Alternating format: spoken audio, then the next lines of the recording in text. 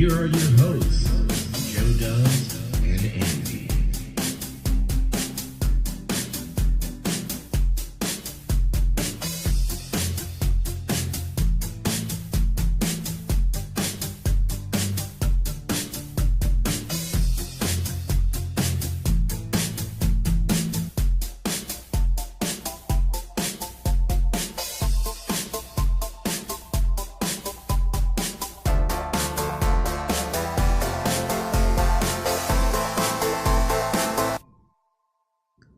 Hello, everybody. Welcome to another edition of Big Trouble Little Podcast. I am Joe Dubs. I'm Andy. And this is episode 39. We are one episode away from episode 40. A milestone in our podcast career. Lordy, look who's turning 40. Did I make that joke last week? Yeah, I believe so. Shit. I should have made it next week. Yeah. I've used it twice when I'm 40. You should do it again. Probably piss off a lot of people. It'd be funny. That's true. Yeah, so this week's episode we're going to be discussing mainly what we've been doing, and our movie of the week is Anon, which was on Netflix, and it has Clive Owen in it. So I guess it is Anon, right? It's not Anon. I mean, I know it's negligible difference, but I thought it was like short for anonymous, which would be Anon, but they said Anon.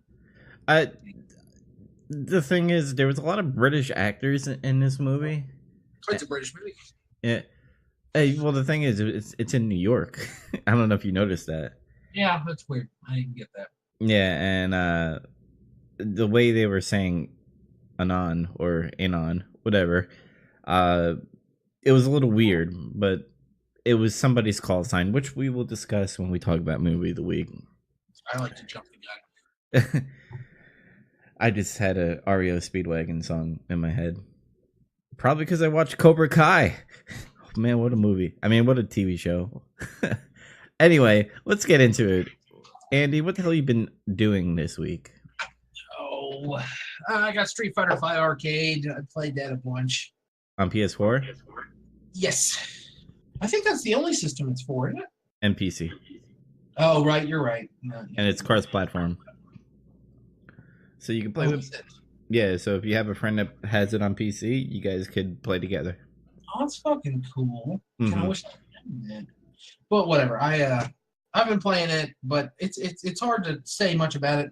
So far, I've just been screwing around with like arcade mode, story mode, training mode, trying to like find my character. As far as Street Fighter goes, I've always liked Akuma the best. But this time, I'm really liking Rainbow Mika. She's really cool. Mm-hmm. You always buy games like at the right time. I notice you waited out. You're like a sniper. you know it, man. I don't pay full price for games anymore. There will be a few exceptions. Most of them will be like big Nintendo games. I'm gonna buy Red Dead Redemption 2 day one, but otherwise I wait. I want a good price on those games. I'm gonna pay $40 or less. I paid $30. I actually paid $29, I guess technically, for this one, and it's worth that definitely. Yeah, I bought this game when it was, I believe it was $50 when it came out, and it had like 9 characters. I don't know what characters they have now. I think they're in like season something 3 or something like that. Yeah, they're like concluding season 2, I think. I got the arcade mode, so I got the arcade edition, so I got every character that's out so far, and there's 3 more coming, and I think they're sitting at like 20-ish. Mm-hmm. I don't know how I feel about Capcom doing that, because I like how Super Smash Brothers did it on Wii U. Like every like E3 or like big direct, there was like, oh, this character's coming and stuff. Yeah, I know how I feel about Capcom having done it, and I really think they screwed up Street Fighter 5 coming out. And a lot of people wanted, they're focusing too much on competitive and not on everyone else. And yeah, that's part of it. But really, it's if you're going to trickle out content, you've got to start with something big. You can't, if you're going to have a base game like that, you've got to charge $30 or less for that and then add all the other stuff later. Because when that game came out, you were missing the cinematic story mode. You were going to miss a ton of characters. You're missing all kinds of stuff. Yeah, it was a mess when it came out. And I actually sold the game. I still have the season pass, by the way, on my PlayStation 4. I do want to buy it again, but I'm waiting for a sale so that it's like $25 or $30 compared to the 40. 30 on Amazon. Or I don't like physical copies. I like digital. So that's oh, why. Yeah. how much digitally? It's got to be about the same price. It might be. I haven't checked lately because You should PlayStation. check it out and play. I do. I'm really good at that game. I noticed I'm a real good controller player compared to a fight stick for some strange reason. And I don't know why. I was like I thought I was trying to be one of the cool kids and play with a fight stick and I just never can get any combos off. But when I'm on controller, I can get them off like crazy. I would love to try a fight stick, but they're all like $180 and up, so I haven't got one yet. There's a $130 one on Amazon that I used to have. Maybe if I find it, I'll link it to you. Yeah, still a little expensive, but it still sounds pretty good. Definitely send it to you. Mm-hmm. But you said you watched Cobra Kai, right? That's on YouTube? Oh my god! So my brother watched Cobra Kai, and Right. he was like, "You need to watch it." And usually when he says you need to watch that, I need to watch it. So I kind of like stiffed it a little bit. I'm like, Karate Kid. I didn't really care after he went to Japan and had like a death match and shit. Yeah, like the first Karate Kid is great. The rest of them I could do without. Yeah. So I was like, okay. And I heard it was a comedy, and I was kind of like, I don't know if that could work. So it's in the perspective of Johnny. Literally in the beginning, it's the tournament match where Danielson does an illegal kick to the face and wins, and they do mention that in the show. I wondered if they brought that up. Yeah.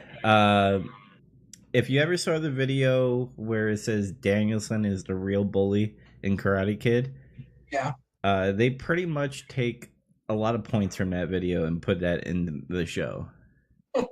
So seeing it from a different perspective was really cool. The writing was actually decent. Pretty much Johnny, he's a fucking mess. after he lost that tournament, he became a That's loser. the reason he grew up to be a mess. The tournament. Yeah. And he pretty much reopens Cobra Kai, and he is training nerds to fight, and it's real interesting on how they do it. There's a lot of twists and turns that I don't want to go into because it's really spoiler-esque on it, but I recommend you guys to get the free trial of YouTube Red. It's really worth it. YouTube won't stop fucking pestering me about it. I might as well get it. Yeah, I mean, it's a month and you could cancel it right away. I mean, and they're 30-minute episodes, by the way. Good. I like a lot of these shows being an hour long, but I need something else. I need something in the morning while I eat my Pop-Tarts before I go to work. I don't want to sink my teeth into an hour. I want something that's a half hour. It's easier to watch. Well, here's the problem, and they already got confirmed for season 2 already. Because it's 30 minutes, and when the episode picks up near the end, and it's kind of like, oh shit's about to go down, and the episode ends and stuff, you're kind of like, man, there should be like more minutes to this episode. But they're all 10 episodes are out the whole season, so it's not like you're waiting next week for next week's episode. I pretty much binged it in a day. The acting is great. It's funny. Danielson's wife, the actress, was born 3 years before the first Karate Kid. Yeah. So weird. Yeah, it's a little bit weird.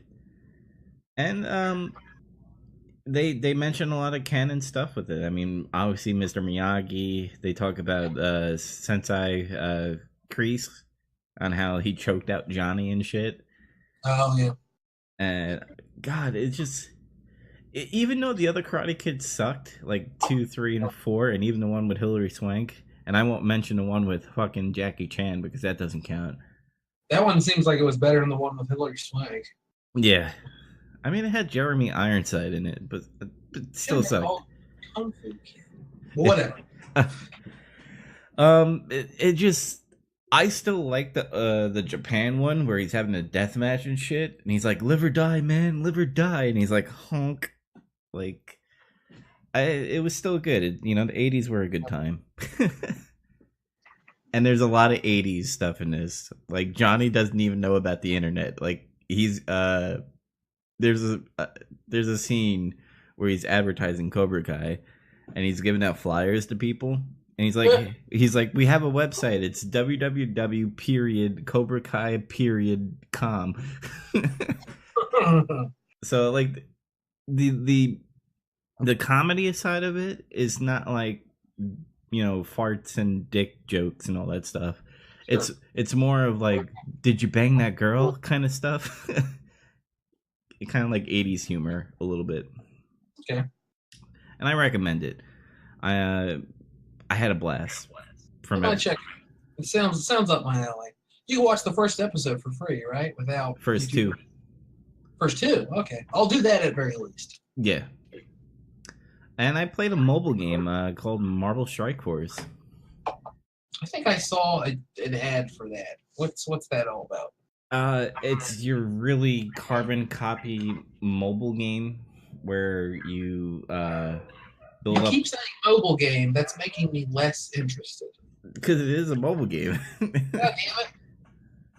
It's you build up a roster, which is pretty much the Avengers, and you fight because Thanos has taken control of like carbon copies of the Avengers. So there's like bad Hawkeye, bad Iron Man. And you build up your stats. It's the Silver Age, okay. Yeah. It's really lame. It's just I just needed to kill time, and I was like, I need something like Marvel. Who's your A-listers? Who's your frontline guys? Who's your best man? Well, without the microtransactions fucking killing me, I have Punisher, Luke Cage, Spider-Man, Elektra, Daredevil. Shit, you got a theme going. That's like all the Hell's Kitchen Defenders kind of thing. Yeah, I have I have the Defenders and I have a couple of Avengers. So yeah, it's okay. It's just I've seen this system before in other brands, probably like a Star Wars game that I played on mobile. Do I recommend it? No. Okay, well, you should have spent all that time playing Rainbow Six or buying Street Fighter.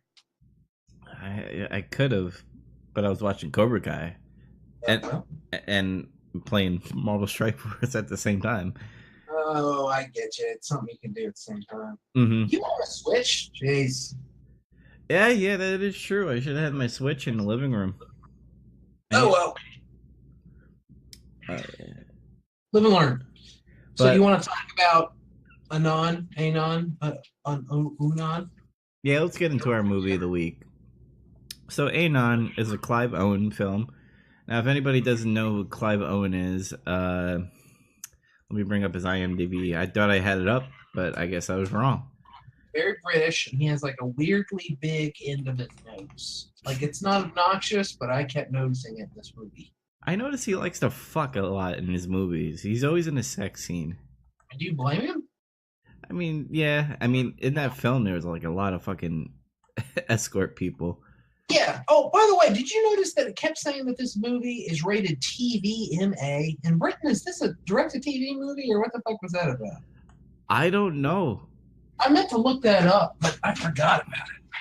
I didn't really pay attention to it. But he was in Inside Man. He was Children of Men. Hell yeah, I love that movie. And there's another fucking movie that he was in. Yeah, I'm sure he was in a lot more. Wait. I'm almost there. Shoot 'em Up. There we go. That's the movie. Where where he eats carrots and apparently he could see like fucking amazingly and shoot accurately. Anyway, that's besides the fact. So there's this dystopian society, I guess, where they have this system where your eyes are pretty much connected to everything.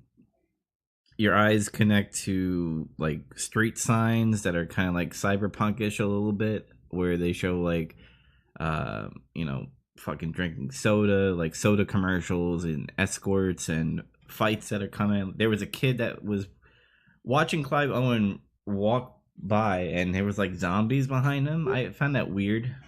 Yeah, that was weird. Like, it didn't fool me, but I was still like, what the fuck is going on here? I don't know if that was like because he's a child, he's imagining that. So like the system. I figured it was like he had a game app on his eyeball phone or something. Like he had downloaded Resident Evil 37 or something. I don't know. Yeah, and it's connected to doors. So like when you look at the doorknob, you can like put the passcode of your house or apartment. It's really convenient, but then it goes into the fact about like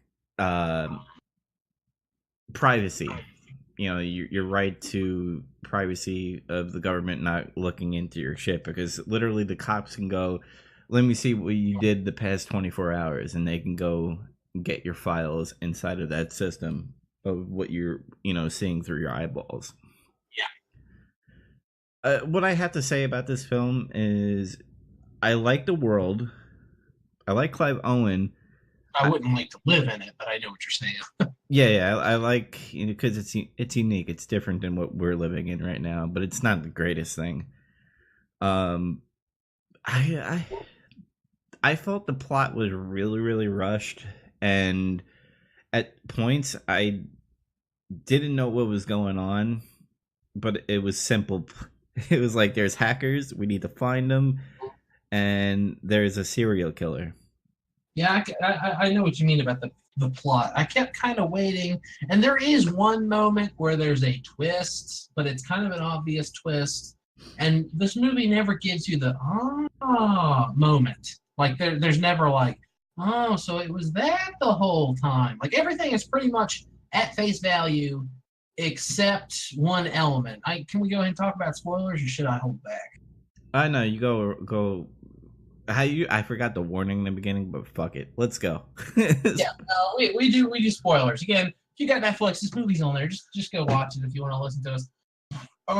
I guess maybe we should do recommendations up front or something, but we're gonna keep them at the end. And I already forgot what I was saying. Oh yeah, the only thing that isn't on the face of it is who is doing the murders, and even that, like even after you find out, it's like, oh, okay, like there's no stakes to it. Like the character doesn't really mean anything. Well, yeah, that's the thing. I didn't really care about the serial killer, you know, the plot twist and all that stuff. Like you said, I was more interested. Like she was talking about, like getting off the grid and like destroying all your evidence, burn fucking everything and stuff like that. In this world where everyone's connected and no one has privacy and it's very dystopian, I was interested in that story, and they didn't even fucking do that. They just said, "Oh yeah, I'm anonymous. Oh yeah, I can just delete stuff for people. It's pretty cool," and do nothing with that. What a missed opportunity, because that's the movie I want to see. Well, yeah, that's the thing. I think like her story is more interesting, but then they kind of like sweep it under the rug at the end, where she was like, "Oh, you know, I do it because I have nothing to hide, and I don't want you guys really looking into my shit." So, and I was like, "That's fucking lame." I have something to hide. I just don't have anything I want you to see, and I don't know. Like it starts. The very last scene in the movie plays with the idea of being interesting, and then the fucking credits roll. Oh, okay, well, never mind that. Mm-hmm. And that's what really pissed me off, because I was highly interested in her, even if she was the serial killer and she was running away from the police and shit. Like she had a better arc than just the guy that was the actual serial killer. I'm like, oh, okay. I'll be honest, I think that would have been a better movie too. Like if it was just she's the serial killer, Clive Owen's the cop, they just do a whatever, an Insomnia, 7, you know, something just like a straight up, but with the sci-fi twist. That could have been a more interesting movie, because in that part where like I guess it ended up being the other guy, it wasn't actually her, but because it's like, oh, how do I know it's you? And oh, that's part of the fun. They delete the memories of his son and start messing with him in the real world and stuff. And at that point, like it's now he's got more motivation. Not only is he doing his job, not only is this person killing people, but now they're fucking with him personally, and they've done something, kind of heinous, like they deleted all his home movies and pictures of his dead son, and they keep making him watch when his son died. So Like at that point, I was actually kind of like, oh, I hope he fucking catches this bitch. And then they do the switch where it's not really her, and it ends up being a guy that you weren't told. I mean, I understand. I don't want to be told the guy's a bad guy, but I want to be glad that he got caught. You know what I mean? mhm. Like he was never even really a dick. He was just kind of in that one meeting, and they were like, oh, this guy's really good with technology. That other guy recommended him. Oh, okay. And that was it. And then he talked about proxies and some hacker shit, and it was it. And what I liked about the whole, what I mean by like, I mean the plot of the whole, seeing everything that another person can see, like the whole thing with the serial killer, having the person you're gonna kill see from the killer's point of view. I thought that was interesting. Yeah, that's a cool hook. I also like with the hacker how they did that, where it's kind of like photoshopping some stuff, like when he's running down the stairs, like uh there was like a plateau, kind of like until it gets into the next part of the stairs, but that wasn't really there. So when he Yeah, jumped over it, he just jumped onto the fucking stairs, so he fell down the stairs. And then when he's looking through a subway, he was looking at nothing, and then the fucking train like clipped him and shit. Like that shit was interesting to me. yeah. Again, I don't know if it was her doing it or the serial killer that was I think doing. that was actually her doing it, because if she wanted him dead in that scene, I feel like she really could have done a better job of making him dead. Like I remember after that scene, I was like, "Well, I'm going to talk about this later." She could have killed him like fucking 6 times over. This is stupid. But Mhm. at the end of the movie, they do kind of, oh well, she didn't want to kill him. She's not a murderer. And it also like, and they bring it up in the movies, like they don't know what to believe that they could see, like especially at the end when they're like, the commissioner is talking to the chief, and he's like, well, you fucking hired this guy. He's like, no, well, you recommended it. And he's like, oh shit, like that was fake. Yeah, Like, and I was like, that was pretty cool and unique. But then again, I just didn't really care for the serial killer. He was just a small piece of the story. And it's like, yeah. Like for being the big bad, he didn't contribute anything. I mean, obviously he contributed like the motivating why the cops wanted to do anything at all, but it just, I don't know. It felt like such a dud at the end when I was like, oh, it's him. and I guess I didn't really get the ending either. Like, why was he so fascinated with her? Is it because the algorithm, or? I think it's just because he's a sociopath or something. I don't fucking. I mean, I was confused by that too. I think he just like was watching her work and liked it, and then like she talks about like he was killing anyone that she'd had sex with, and I think it was because she says something like, oh, if he didn't want me like that, he didn't, if he couldn't have me or something like that. I think the guy's just crazy, just a fucking crazy person. I think he just wanted to have like a Bonnie and Clyde kind of thing, like join me and we could both hack the internet, hack the planet, like in hackers. Maybe. Yeah, I think. Oh, we weren't supposed to meet though. There at the end, I think it was more like a stalker kind of. And again, that would have been a more interesting movie. Yeah. I thought when she was messing, or maybe him messing with her, with him, with the whole, apartment being on fire, and then him shooting his gun, showing that he didn't kill his neighbor, but in reality he did kill his neighbor. I mean, that could be the serial killer. I don't think that was her doing that, because I think she has some sympathy for people still. Yeah, I mean, I don't think she has a lot of empathy per se. I just think she's not she's smart enough to not be a murderer. Mm-hmm. And I think it was just like a hack war with him. Like, I think it was the guy that deleted the sun pictures, and then her is just trying to push him away. God bless you. Thank you. I don't know. That was like the fuzzy part, especially when you get the reveal at the end. It's like, oh, there was another hacker, and he was like a hacker serial killer.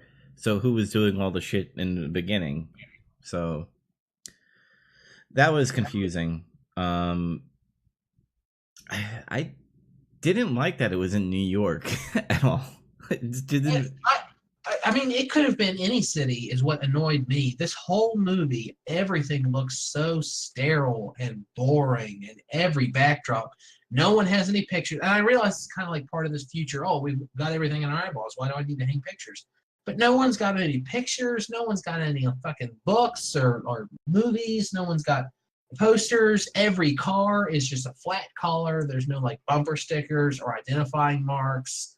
There's no inspection stickers. There's nothing. Everything's just a plain flat. I realize that's the look it was going for, but in my opinion, that look is really boring, and I don't like seeing it move.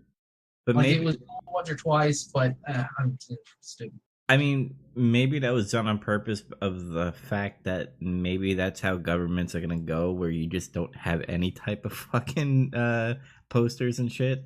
Well, I understand because in the beginning of the movie, when he's walking around, he sees like digital advertisements plastered on the walls. Mm-hmm. Like I remember, I saw Chivas Regal turn up in this movie 3 Chivas Regal paid some money. Also, I wish I had some scotch, but so there are ads. They like see them with their weird eyeballs, but it makes all of the shots that aren't POV really boring. This is kind of off topic and really like a small scene, but when he's showing the father of his son, he's like, "Where's my son? He's been missing." And he's like, "We found him. I don't know if you want to see his view." Yeah. And he's on top of the building, and he just kind of shuts off all the system before he jumps to his death. And I thought that was pretty cool. Like that was like a sign. I'm not saying that's what he did to kill himself, but maybe to feel a little bit normal, where you don't have this thing where it's constantly having advertisements and telling you to when to cross the fucking sidewalk and shit when it's safe. Yeah, that one stockbroker that got killed, they talked about, oh, he's checking stocks. And I was like, what? No, he's not. And then I noticed that, oh, it's one of the apps that are playing in the periphery of his vision. Mm-hmm. That's kind of cool, I guess. Like, I like that idea. But also, they were all white. It was just white on nothing. And it looks cool stylistically, but to look at it for an hour and 40 minutes, it's a little boring. Mm-hmm. I don't know. I don't know if I could live with that. Like, having that shit in my eyeball and knowing that the government can tap into it every time. Do you remember when everyone thought Google Glass was going to be the future? Mm-hmm. Yeah, I think they realized what everyone else realizes. I don't know if I really want a device that's doing that kind of shit nonstop. And it's not because of the advertisements. It's the whole Big Brother thing. You know, them knowing. Yeah, that's the scary part about it. Is I don't want something recording what I do all day. I don't do anything illegal, but that doesn't matter. I don't, And that, again, that would have been the more interesting way to take this movie, is the fact that that's the way society is and how dystopian and scary that is. Yeah, and I think that's what her arc was kind of doing a little bit. Yeah, like they hinted at that. Like she got off the grid, and then she talks about it toward the end of the movie, but they don't do anything with it.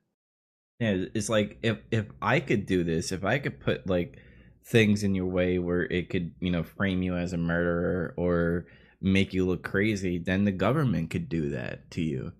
I mean, I'm just saying, look at people who get in trouble and they say either A, they're a terrorist, or they're, a risk to national security, or even child pornography. They just say that, they do that and here's the evidence. You don't know that they are planting the evidence of that. I'm not trying to be a conspiracy theorist, but she kind of proved that in the film. Like, it's possible. And if they need a scapegoat, they could do it. Yeah, I mean, she proved in the world of this movie that what the police were doing was, what they were already doing was unethical by our standards. But as far as if you suspend your belief in the right to privacy and you let yourself exist in that world, then what she does undoes everything they're doing, because now they can no longer trust their eyes. Everything could be a lie, so they they can't do their work anymore. Like basically, she makes the police obsolete. Mm-hmm. And they say in the movie more than once that there are others like her. It's just she's on their radar because the one guy's framing her. Yeah, and because Clive Owen's character saw her, walking down the street and everything, Yeah, kind of. I don't know if you'd have followed up on that if it hadn't been murder stuff. Mm-hmm. I got confused a little bit because I forgot that he was undercover, but I'm like, why are they calling him Soul? I'm like, if you're going undercover, why change just one letter of your fucking name? Yeah, it's really lazy. Yeah. And other than that, I think we talked a lot about this movie. What is your recommendations? I'll go with you first. I mean, I don't have anything really specifically wrong with the movie. It's just it was a little dull, it was a little boring, a little predictable, and it was frustrating because there were like 2 or 3 other more interesting movies tracked inside of it. Mm-hmm. I don't really recommend it, I don't think. And again, it's not because it's awful, it's just it's not there's so many other movies on Netflix you should watch instead of this one. Yeah, as far as the plot points being a little weird, and pretty much I agree with Andy what he's saying, but I will say I do recommend it because of Clive Owen. He kind of steals the show a little bit. Yeah, fuck it. Go watch Children of Men instead.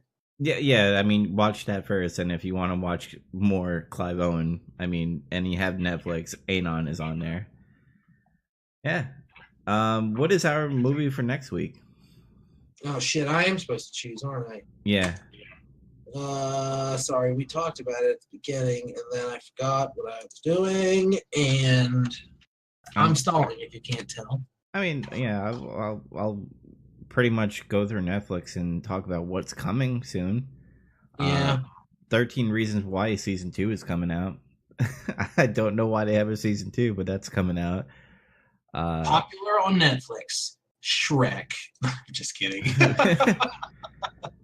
Bunch of TV shows, Trailer Park Boys. Oh my God, is that a new Tremors movie? Where is that at? No, don't play it, you stupid piece of garbage. Netflix is getting really good lately. Their TV shows are. I still think that there's this weird thing where they keep getting all these movies that they don't give a fuck about, and also Adam Sandler, and then they suck. I mean, when was the last time that they had an exclusive movie that was genuine? Look at all the ones we've been watching. We watched the fucking Adam Sandler abortion. We watched The Outsider. And a lot of these movies, we watched The Ritual. A lot of these movies have a lot of really good parts to them, but none of them are great. None of them are at the level of their TV shows, which have all been fantastic. Well, not all, but I mean, you look at like Stranger Things and others. I noticed they have a lot of science fiction as movies, as Netflix originals. You have Mute. You have what's the one? Orbiter 9, which looks interesting. I don't know about that one. The Titan. That's it. That's another science fiction movie, which I've seen. It's an okay movie. This Tremors movie just came out 10 days ago. Let's watch Tremors: A Cold Day in Hell. Is that on new releases? It's on popular on Netflix. All right. Tremors. What was it called? A Cold Day in Hell. Oh, I see it. Tremors like 6 or something. 5 or 6, I think. Whatever. There's a Tremors that takes place in the Wild West. I don't know if that one counts. Oh, I feel like this is going to be a good, bad movie. So. Oh, yeah. I hope it is. I fucking love the Tremors movies. Oh, we actually got I haven't seen the last 3, 2, something. I don't know. The last one I saw was the one that takes place in the West. I think there's a Tremors 5 that I haven't seen, and this one doesn't have it on. Apparently, they gave up on it. Yeah, the last Tremors I saw was 1. So, like, this is going to be fucking awesome. Oh, hey, speaking of 7's on Netflix. Hey, if you haven't seen 7 and you were thinking about watching Anon, I recommend 7. Mm-hmm. For, cops looking for a murderer. I think that's where the similarities end. There's another, like, you've seen Death Note, right, on Netflix? The live action one, not yet. Oh, okay. Well, I apparently want. I they watched the anime back in the day. they came out with a full Alchemist one. Like, what? When did that come out? Oh yeah, it's advertising it to me. It's right here. Top pick for you, Full Metal Alchemist Brotherhood. Wait, isn't that just the name of the anime? I have no idea, but oh fuck, Black Lightning's on fucking Netflix. They have some cool anime stuff on here though. I've talked about it on previous episodes, but Devilman Crybaby. Oh yeah, I like that show. Nice. Don't watch it if you have a weak stomach for violence though. On that note, everybody, oh my god, and apparently we got hosted with 40 viewers from Chalzen 101. Thank you for the host, but unfortunately, we're near the end of our episode. Um, we watched a movie called Anon on Netflix. So if you go watch it on Netflix and then come back to this highlight on Twitch, uh, fucking, hear what we had to say about it. Also, you'll find us Podbean and other places. Yeah, B.T.I.L.P.podbean.com. That's where we are also hosted for audio on that site and iTunes. We're also on YouTube. If you search Big Trouble Little Podcast, I'm sure all 39 episodes, which I'll have this posted later, will be on there. And next week's episode will be featured on YouTube. I think I'm going to create a Big Trouble Little Podcast section because I just found out through YouTube because I was dumb. I thought I had to make Gmail accounts for each fucking thing that I do, but you could create sub channels under your one Gmail account.